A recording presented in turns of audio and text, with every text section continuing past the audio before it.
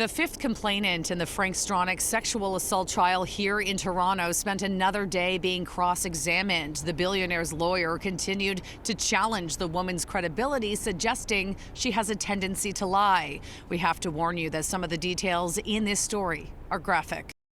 During cross-examination on Tuesday, the woman's credibility was under fire as Stronach's lawyer, Shauna pointed out several evolving dates, timelines, and changing recollections, accusing the complainant of adding things as she goes. The defense zeroed in on brand new details about the alleged attack that the woman shared for the first time while on the stand.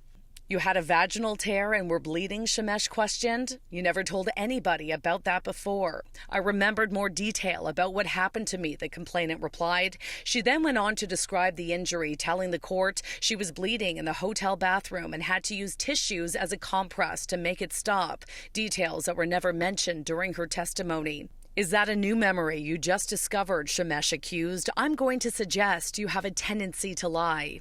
During Monday's testimony, the woman claimed she met Stronach through a mutual friend who was dating the business mogul back in the early 1980s and said they hung out several times at the bar he once owned in Midtown Toronto. She told the court the next time she saw the billionaire was in 1990, shortly after giving birth to her daughter, claiming the alleged rape happened during a lunch date at a hotel restaurant in Scarborough. The defense went on to paint the complainant as a jilted lover, pointing to statements she made to police about telling Stronach in the hotel room that she was looking for a relationship and love, suggesting the woman was upset because he never called her again. "I was upset because he violated me," she shot back, adding, "I was expecting him to say something like, 'I'm sorry, I went crazy.' It was dead silence for all those years."